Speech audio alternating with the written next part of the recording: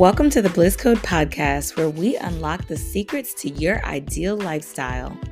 I'm Jamie Drew, your guide on this transformative journey.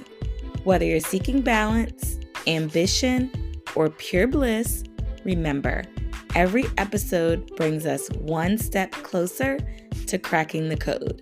Together, let's decode your dreams and elevate your everyday. Ready? Let's dive into the formula.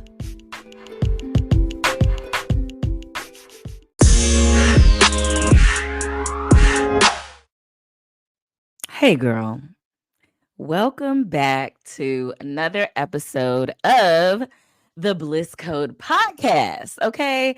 And this is season two of the Bliss Code Podcast.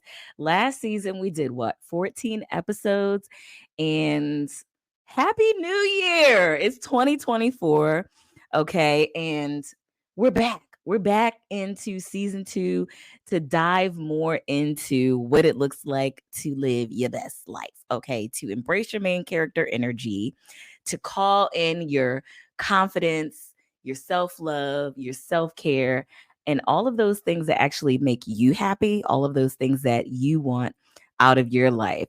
Today, we are going to be talking about living bold. We're going to be discussing essentialism, minimalism, and of course, main character energy. Duh. I mean, what else are we talking about if we're not talking about making quantum leaps in our lifestyle by embracing the character that we want to be? You know what I'm saying? Especially, it's the new year. I know people have all kinds of resolutions, and we're just coming off a holiday break. And what a time to have to dive straight into your resolution, right? I've seen some people online. People are working out. People are eating right. People are trying to do the damn thing. But I don't know if it's just me. I've been feeling a little bit slow since the holidays. I came down with this crazy cold on December 14th. Why do I remember the day? Because I wanted to see how long this daggone lingering cough from my postnasal drip was going to last. But December 14th is the day where I started feeling sick. And I guess something was going around because that thing rocked me, okay, and had me in the bed. And so ever since then, today when I'm recording this episode, it's January 11th. And I'm still feeling in vacation mode. So maybe it was because my son didn't go back to school until this week, and my boyfriend didn't go back to work until earlier this week. So I guess I was just stuck in a slow mode. But we are getting out of that and diving right back into season two of this podcast. I know some people were really looking for me. I saw some of you in person, and y'all were like, excuse me, when is the podcast coming back out? Because I just listened to the season finale and I was like, how dare her take a break? I actually heard that from more than one person. And I was like, oh, okay. I guess you're listening then. That kind of had me excited. I was really happy about that. So I'm glad to be back. As you know, on December 1st, we launched the Bliss Code Academy, and I'm so thrilled. We've got members in there thriving. As a matter of fact, I just came from having some tea with a very special member of mine today. It was so great. It was Japanese style, okay? There was like I can't remember what she called it, but like a thick wicker straw thing pad on the floor, and a little table for us to sit Indian style on these pillows and drink green tea. Girl, I was living the life, okay? I was like, you know what? We are actually living the Bliss Code. There actually ended up being 3 of us there. At first, it was just 2 of us there. But I was like, this is what the Bliss Code Academy is all about, living and learning from each other. And I swear there were 3 decades of generations in there, like a 30-some, a 40-some, and a 50-some. We were sharing our experiences, right? Getting that therapeutic energy from one another. We were drinking green tea. Hello, can you say healthy? And we were sitting Japanese style on the ground. And you know, you got to use your core strength if you want to get up out of that position. So it was great. It was a great experience. And that's the reason that I started the whole academy, so that women of like-minded energy who want to be the main character of their lives, to have great experiences, that are leveled up or wanting to level up in life, to share those connections with one another. So if you have not joined the academy yet, girl, like what is her name? Miami from City Girl says, girl, what are you waiting for? Okay, go on to the blisscode.net and go ahead and sign yourself up. I have a special going on right now for founding members where you can pay a one-time fee and have it for lifetime. As a matter of fact, we were talking about some of the perks of that today with some of the members and well, one of the members, and we were talking about how I'm starting a book club on essentialism, by the way, which is what we were talking about during this podcast episode. And I reminded her, members are free. Everybody else has got to pay. But this is an evergreen community, which means everything that I put out digitally, as far as the book club, the toolkit that comes with it, all of that they get to have as members anyway. So what a perk, right? So I for the book club, you can join level 1 of the book club, which is joining us February 1st, 15th, and 29th to read the book Essentialism. Of course, read it before you get there, but we'll be talking about it and going all over the points and having some good, some good book talk chat, right? And level 2 is you get not only that, but the toolkit to help you actually work through these things in your life. And then level 3, you get all of that plus a VIP one-on-one session with me. So if you're not a part of the Bliss Code Academy, you need to at least go to blisscode.net and join that book club. Okay. This is a book club experience. So it's not like an ongoing thing. We're just reading this one book. And I'll pick another book later that I'm really into, but for now we're just doing the one book. So the book, let's talk about the book. It's called Essentialism, and it's by this guy named Greg. I don't even know how to pronounce his last name. McKeown. Somebody correct me. I really don't know. But I'm really psyched by this book, and I was like wondering today, how did I discover this book? And it's because I have been continuously moving towards minimalism within my life, because I'm realizing that less is more. It really is.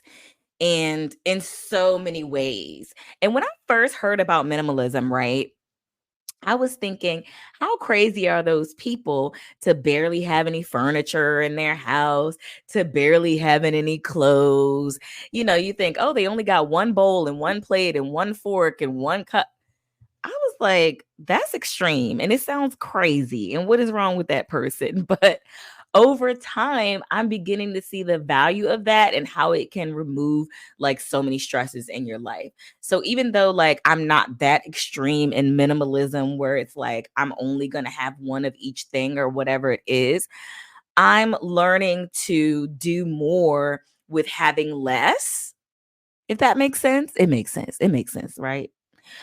And choosing quality over quantity.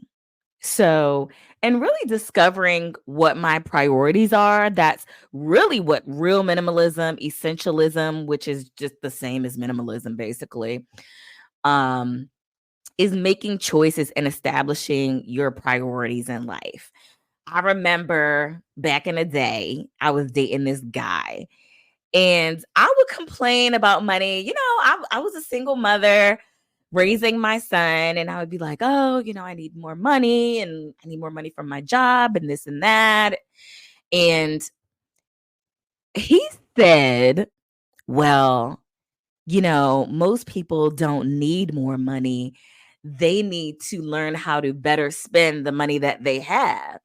And girl, I was like, who does he think he's talking to? Like, of course, coming from somebody, this guy had money. Okay. This guy had money. And I was like, okay, he's being rude. He's being pompous. Yeah, it's coming from somebody who has money. Okay. And who's not a single parent like me. You don't understand what I'm going through.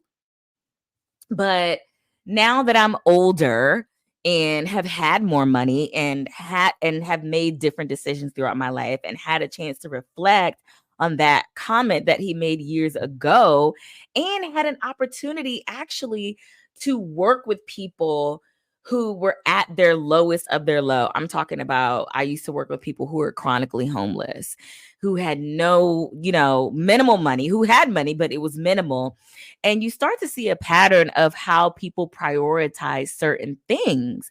So I had to come to realize, okay, you know what? I was prioritizing certain things in my life. So I had the money, but I was just trading it in for something that I prioritize. There was a certain living standard that I wanted for myself and my son. So I sacrificed, I don't know, I guess things that weren't as important to me at the time, but that kind of made me feel bad sometimes, like maybe going out to dinner, eating out more, or having more clothing items or whatever. And here I am at 41 trying to get rid of all my clothes because I'm like, I have a capsule wardrobe. You know what I'm saying? So most of my clothing items are very simple. I wear a lot of black, which suits me. I mean, maybe it's the artist in me or whatever, but it's like, baby, it matches everything and it's slimming as well. So she likes her black, top and bottom. And then I might have like a little colorful jacket or something like that I put on top of it. But I have my core pieces. And what you come to realize, especially when you're embracing your main character energy, boo, you have to stop caring about what you think other people are thinking of you. First of all, they're not even usually thinking what you think they're thinking of you. But it really doesn't matter what it is that they're thinking of you, because I know, at least me, the thought I used to have when I used to get a lot of clothes, or when I would go to a party, I would take a picture in a dress and refuse to be seen in it again. It was like, oh, I can't be seen in this again because I'll look like I don't have a lot of clothes, or I'll look like I'm broke, or whatever it is that thought was, that I thought someone else was going to think I was broke, or someone else was going to think I was dirty, or I don't know. I don't even know what I thought they were going to think fully. But I know it had nothing to do with me and it had nothing to do with the clothes. And now I value my clothes so much more. I want to wear things over and over again. I want to get my money's worth out of these things. So I started to realize, as I'm continuously searching for my bliss and working through my personal development, that it means a lot more to me to spend the money and having a nice piece of something that's going to last a long time. Actually, I was talking to a couple of my friends about purses, and I was like, yeah, you know what? My purses, they fall apart. I got to get a new one every year. And I was talking about how I have to raise my price point for the purses that I get. So normally I'll get a purse and it'll be about $40 or $50, right? That was my price point. Like, okay, I feel like that's a reasonable price for a purse. But as I go through the years, and you got to have that essential purse, okay? You got to have that black purse or that brown purse. It's almost like it's your nude. It's what you wear with everything. It's your go-to purse. Why am I buying a new one every year? Why am I buying the same thing but new every year? It's like a consumerism trap. So one of my friends was actually telling me that she has like a Dooney and Burke purse, which of course costs more than $40 or $50, but it's an investment. And she told me that these purses are like, they have a warranty on them, basically. You can let me know about this. I don't know anything about these purses. I've never been a purse girly, but I'm about to be one. But they will repair them for you. So I'm like, wow, I need to research more into this. And how much more value does that have over the years rather than getting a new one over and over again? And I've done the same thing with even like a perfume. I have one really nice, expensive perfume, and they will last forever because you don't have to keep spraying yourself down like body spray and it wearing off. So these are some of the values that I picked up, and I really just want to share it with you and share practical stories because sometimes you hear some of these concepts, right? And you're like, oh my gosh, this is another chore. This is another thing for me to introduce into my life. I already don't have time. I already don't have the energy. I'm tired as hell. And you just don't want to introduce any new concepts into your life. But if you can hear them broken down like this, I think it'll be a lot easier for you to do them and to put them into your life. So, going back to this book that I'm reading right now, Essentialism, which we are doing the book club on starting on February 1st, it's really about choosing to have less. You never thought about having less as a choice, as something you'd want to do, right? Especially as Americans, we love accumulation of things, right? You see these shows like Hoarders, and people have these things and they don't want to get rid of them and they're emotionally attached to them. So it can be difficult to do, but essentialism is really about getting more things done in life, like having more experiences, doing more things, and getting the right things done, not just all the things that you don't feel like doing, the things that you don't want to be doing, and making a better choice, making a better, more wise investment, as I was talking about with the whole Dooney and Burke purse situation.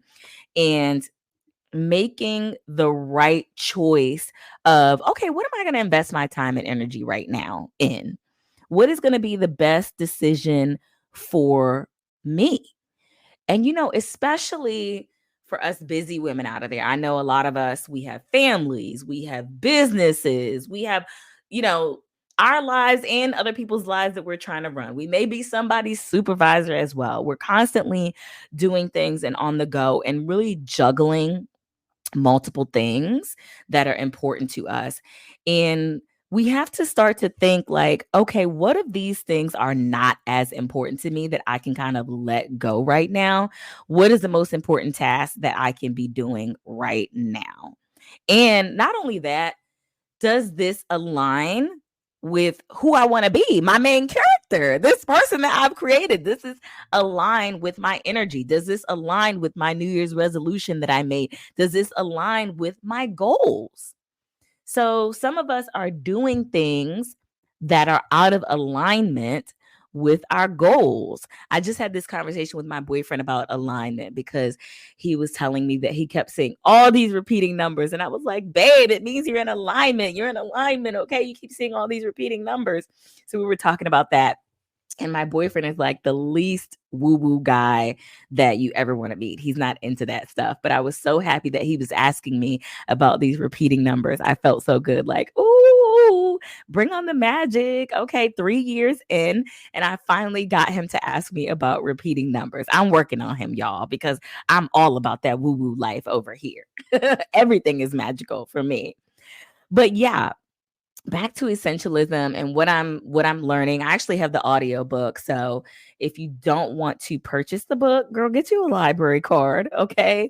And go on one of those apps and start listening to the audio book. But if you'd like something in your hand, please consider using my Amazon affiliate link, which I will put in the show notes for this. But start to think, is this purposeful for what's right for me now? You know, what I'm doing, is it in alignment with where I want to go and who I want to be with? I tell people all the time, I'm not loyal. That's one word that it don't resonate with me, baby. I don't have to be loyal. I'm loyal to me and what makes sense to me and what decisions I have to make for myself and my lifestyle and my son that I'm raising. Actually, his booty just turned 18. So really moving towards more decisions for me. He's still not out of the house yet and he still has to go to college and everything, but you get what I'm saying. I've done my work where that's concerned. But back to me not being loyal. These hoes ain't loyal. No, they ain't. Okay. When you think of the word loyal, right? This is what some of us do, especially as women. We have this honor and this loyalty of staying with a person too long because we want to be loyal to them and their situation, staying at a job too long because we want to be loyal to our coworkers or our supervisors, or we want to be loyal to the cause that we believe in. You know, we go to events because we want to be loyal, all these things because we want to stay connected to our tribe. We want to be looked at as an individual who can be counted on. And I'm telling you, the amount of energy that we spend doing that is not required. So many of us are doing too much, okay? And overextending ourselves. And it's really time to pull your energy back, because you're not going to get accomplished what you want to get accomplished for yourself.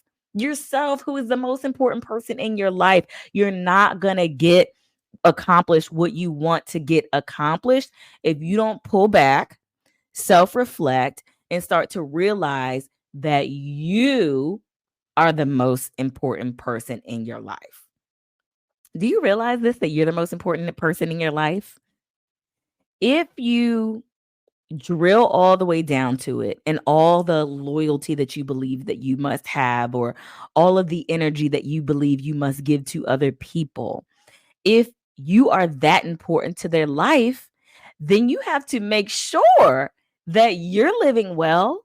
So many of us want to embrace main character energy and we want to live the soft life, but we have to start to think, well, how can I make that happen? Right? Because a soft life is like an easier life, right? A more simplified life. So, what things can you do to start to make your life more simple?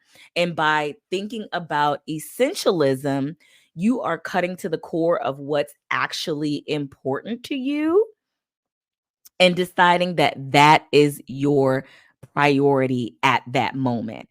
And when you start to do that, you'll discover, oh, I thought I was busy, but actually I was busy doing nothing. I was busy chatting on the phone. I was busy watching Netflix. I was busy scrolling through TikTok. I was busy minding other people's business. I was busying myself with things that were not of a benefit to me. So start to think how you can unbusy yourself, and actually you will find money too. I promise you. Okay, you think I'm joking, you're like, "Oh, here she go." Girl, I'm telling you, you will find money within essentialism as well, because all of a sudden you will start to make different decisions and have different priorities in life. And you will start to see what it is that you're doing. You will start to have a lot of self reflection because you will gain your time back. Okay. And when you gain your time back and you see what you're spending your money on and how it's flowing out of your bank account, you might get some of it back in your hands. Okay. You might have more energy to work on your business after work. Okay. Just because of essentialism. I don't know. You might as well try it out. You might as well. Let's talk about minimalism a little bit. It's just like almost the same as essentialism. So essentialism is choosing less to achieve more, in a nutshell, right? Getting more things done, getting the right things done, making the right choices, having the right priorities. Minimalism is living a more meaningful life with less. So remember earlier I was talking about accumulation of things that we think we want, that we think we need to have. I can't tell you, girl, how many forks do you have in your in your silverware drawer? I probably have like 20 or 30 forks.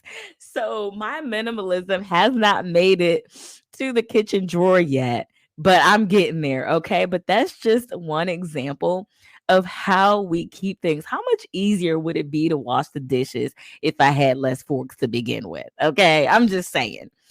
But and I'm not ready to go all paper plate on it. I'm more, I guess, sustainable than that, and would rather have a plate, use a plate over and over then use the paper. I don't know, just me. But that's just an example.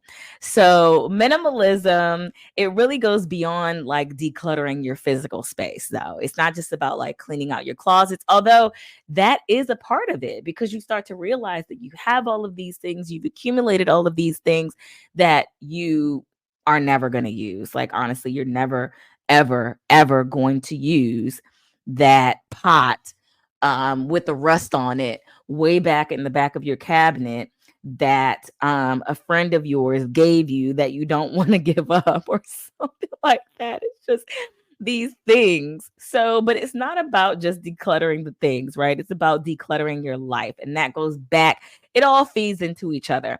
I love, love, love, love a good lifestyle philosophy. And that's why I'm into the other things that I talk about, main character energy and wabi sabi and living like the blue zones and different things like that, because I love to find the commonalities within all of these different lifestyle philosophies. So, minimalism is us focusing on, well, what experience can I have? What life experience can I have over accumulating these things? And that can go right on to your refrigerator and cabinets. Okay, I know there's some people out there who don't even know what they have in their refrigerator and cabinets. And I really have a minimalist, essentialist, whatever you want to call it, refrigerator, because I really try my best to eat up all my food. And before I go get more, I kind of check out what I already have. So I think of what I compare, because I really don't like to see things go bad within my refrigerator. So that's really helpful to me. And I think it could be helpful to a lot of other people. But it isn't just about possessions. It's about the meaningful connections and using your brain power to what is going to be more fulfilling to you, which is really, really people and experiences. And it just encourages you to find the joy in simplicity. And like I was talking about earlier, to prioritize quality over quantity. So you don't have to, I know, like some of you out there, you love a good sale, right? And when the sale is on, it's calling your name. You feel like you have to get it. But stop and think, was I going to get that thing anyway? Or do my cabinets look like some sort of retail store and I can hold off on getting that thing? So it's really about being more mindful, right? This is all self-soothing methods for us to be getting these things. So start to think about these things the next time you want to make a purchase. And why am I talking about all of this? Essentialism, minimalism, why does it matter? Because I want you to live your best life. That's what I'm here for. I am striving every day to live my best life and, making tweaks here and there of things that need to be poked and prodded. And I'm not perfect, and none of us are going to be, but we really need to start embracing that imperfection and know that life is not perfection and that we can affect our lives in these little ways that really help our mental health. Because a lot of this is about our mental health and not stressing over things and being able to regulate our nervous system. Because I know when there's clutter around the house and there's dishes to be done and there's packages to be shipped and there's emails to be read and there's college applications to be done, it can be extremely, extremely overwhelming for the busy woman. But we have to take charge of our own life and write our own narrative. Hell, we are the main character, right? Not a supporting character in somebody else's life. But by minimizing the amount of decisions that don't even matter that you have to make throughout the day will really help your brain. I love the study of the brain. I love human behavior. And I'm telling you, this is where the men get it right, ladies. Having those same old clothes that they wear over and over and over and over again. I mean, you ask any guy and he's got either t-shirts, polo shirts, and button downs. He only got three kind of shirts. Okay. Some of them got stripes. Some of them got, I don't know, houndstooth or what, not houndstooth, but crosshatch. What is it called? Plaid. Okay. And he has a pair of he has jeans, he has sweatpants, and he has slacks. That's it. That is like 6 clothing items, okay? And I'm telling you, this is where the men get it right, because it's like they are going to mix and match all of those things. And I think we could learn a lot from those things. I've even saw reports about Mark Zuckerberg, Steve Jobs, guys like that are, top of their game, that pretty much wear the same, like, especially Mark Zuckerberg. If you notice, he's like wearing like the same blue shirt or whatever it is all the time. Why? Because he's like, listen, I got bigger fish to fry. I got better decisions to make. And I'm not going to just sit around thinking, well, what am I going to wear every day? Like that is the least thing on my brain. I'm going to throw something on. I'm going to go about my day and I'm going to do what's right for me, what's peaceful for me, and where I want to go moving towards my goals in my life. So begin to think about that as you're like, oh, 2024, baby, I'm going to be the main character. I'm going to be the it girl. I'm going to lose weight. I'm going to get money. I'm going to get a man. I'm going to, all the things that you want to do. Okay. What is that character like? And what is she doing? And how is she taking control of her narrative? Okay. And if you think about it, when you're living your life, right? Think of a movie. You see everything that's going on with you. The other people in your life, you don't see what they're doing when they go to work. Even your spouse, you don't see your spouse when they're at work. You don't see your spouse when they're at their friend's house. You don't see your kids when they're at school, okay? Which tells you are the main character, because you are watching this story from your point of view 100% of the day. You always know what's going on in your story, right? So start to act like it and take control of it and write your own story, okay? This is how you capture your main character energy, by shaping your life's direction and embracing your unique journey, how you want your life to be. I made a post recently that was like, oh, you want to know why your New Year's resolution's not going to work? Because you're not going to do what you said you were going to do. Duh. Most people, they fall off the wagon. They stop. They start prioritizing other people's things instead of their own things. You down with OPP? I just thought of that. Yeah, you know me. You know what? Other people's problems. Okay, so don't be down with OPP in 2024. Be down with your own problems, your own priorities. Okay, YOP. You down with YOP? Yeah, you know me. You down with YOP? Yeah, you know me. Write your own story this year, okay? And actually do what you said you were going to do. And if you have a hard time doing it, then guess what? Your girl, Coach Jamie Drew, can help you out. Just head on over to theblisscode.net, okay? You can join the Bliss Code Academy. You can get in the book club. You can powwow with us. You can have a one-on-one session with me. You can really get your life together. But I really do believe in the power of community. And I really do believe in the power of immersion, being surrounded by the same people. I mean, your 3 best friends have 166% contagion factor. I know some of y'all have heard me say that before, but they're going to rub off on you whether you like it or not. So look around, boo. Look around. Who do you spend the most time with? Even down to your coworkers. Are you sitting around the water cooler complaining and talking trash and talking about how broke you are and talking about how tired you are and talking about how you don't like your job? Well, guess what?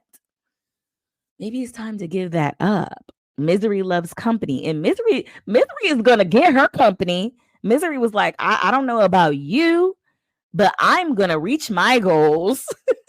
Okay. I'm telling you, the brain, life, okay, it works just like these social media algorithms.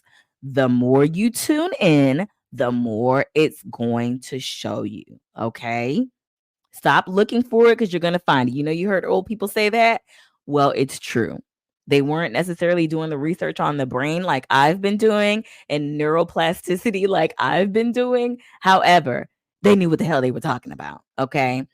So essentialism and minimalism, they both advocate for, you continuously reassessing what's important in your life. What is essential? Hello, essentialism. Okay. And your life is going to evolve. Like I talked about years ago when, I was complaining about money, but I was like, hey, I'm doing this for me and my little boy. You know, your priorities in life will change. So even if, like, say, for instance, you started a business and you've got a bunch of stuff related to that business and you're like, oh, well, I already started it, or you started real estate school and you don't want to do it anymore, or you started college and you don't want to do it anymore. Go on and let that go. Prioritize, reorganize, and find out, is this essential to me? Do I have to be doing this? A lot of people think, well, I got to finish it because I started it. No, you don't. You don't have to finish it. Okay. As your life evolves, so do your priorities. Okay. And that is the beauty of our life. And that's how you find more beauty. Like I was talking about with the brain being an algorithm, you find more beauty by embracing these changes and this growth that you have in your life and being more adaptable and more flexible and understanding and learning how to pivot, to what's important to you, and stop being so loyal to things that aren't serving you and people that aren't serving you, and being loyal to that show and you just gotta watch it and you just gotta comment on it, and I've gotta hit the like button on so and so's page and I've gotta comment on it. No, you don't. You can say no. There's more ways to say no than by telling someone no for coming to an event or doing a favor or something like that. You can say no to some of the activities that you participate in yourself, the things that you do to make other people feel good and to let them know that you're looking at them, that you support them, you know? And that's what essentialism teaches, the power of saying no, especially things that don't align with your goals. If you have set this goal, if you have set this priority, then you need to start saying yes to what matters so you can have more time for the yeses that you want instead of the nos that you don't really want. Okay. And so opportunities may be thrown at you and coming your way and all types of things like that. But you have to focus on what is true to you. Okay. Embrace life's imperfection and how it moves and ebbs and flows. And just like Wabi Sabi, embracing imperfection. Y'all know I'm an abstract artist and I love how that ties into this concept, and just the beauty in being your authentic self and being real and not worrying about what other people think about what it is that you're doing will give you so much peace in your life and will move you closer and closer and closer to your main character energy. So, I hope you have enjoyed this, girl. I've definitely enjoyed having this conversation with you. Make sure you hit that notification to say subscribe to the Bliss Code Podcast wherever you are listening to this podcast. Check us out on social media. You can find us at either the Bliss Code, the Bliss Code Academy, or Ideal Lifestyle Formula. And of course, you can always visit our website at theblisscode.net. Do not forget to join that powerful community full of women that are on this path, on this journey together that you can really connect with. And I hope you have a very, very, very happy new year and accomplish all of your goals. I'll check you next time, girl. Peace.